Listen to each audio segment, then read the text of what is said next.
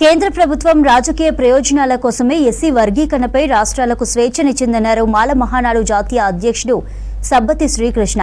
SC వర్గీకరణకు వ్యతిరేకంగా 2004 November 5న supreme court ఇచ్చిన తీర్పును పరిగణలోకి తీసుకోకుండా కేంద్రం కుట్ర చేసిందన్నారు. వర్గీకరణపై సీఎం రేవంత్ రెడ్డి అందరికంటే ముందే తెలంగాణ రాష్ట్రంలో చేస్తానని అసెంబ్లీలో ప్రకటించడం సరికాదన్నారు సబ్బతి శ్రీకృష్ణ. ఇదంతా రాజకీయ కుట్రలో భాగం తప్ప ప్రజలకు వచ్చేది లేదు.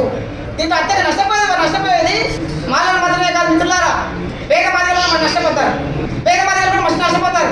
ఇది మాదిరి గమనించాలి. ఈ వర్గీకరణ ఎవరికి అనుకూలం అంటే డబ్బుల వాళ్ళకి అనుకూలము, ఉద్యోగస్తులకు అనుకూలము, గతంలో బడ్జెట్ పెట్టి వాళ్ళకి అనుకూలము. కానీ మాదిరి పేదలకు అన్యాయం జరుగుతుంది. తెలంగాణలో మేము తక్కువ చెప్తున్నారు, మీ దగ్గర లెక్కలెక్కడివి, మీ దగ్గర లెక్కలెక్కడివి ఎవరు చెప్పింది, మీ దగ్గర మేము తక్కువ చెప్పినటువంటి ఆ అధికారులు ఉన్నారు మీ దగ్గర. అందుకే రేవంత్ రెడ్డి గారు మొత్తం తెలంగాణ జనాభా అన్ని కులాలు మీరు లెక్కించండి.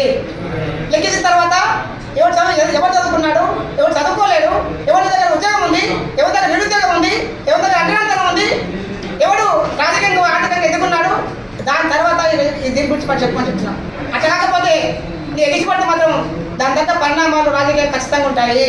జగన్ ప్రజాస్వామ్యంగా ఉంటాయి, రాజ్యాంగానికి లోపడి ఉంటాయి. రాజ్యాంగం రక్షించుకున్న క్రమంలో మనం ముందుంటుంది. అనేక రకాలుగా అనేక విడతలుగా తెలంగాణ ఉద్యమంలో ఎట్లా సాధించుకున్నామో ఆ రకంగా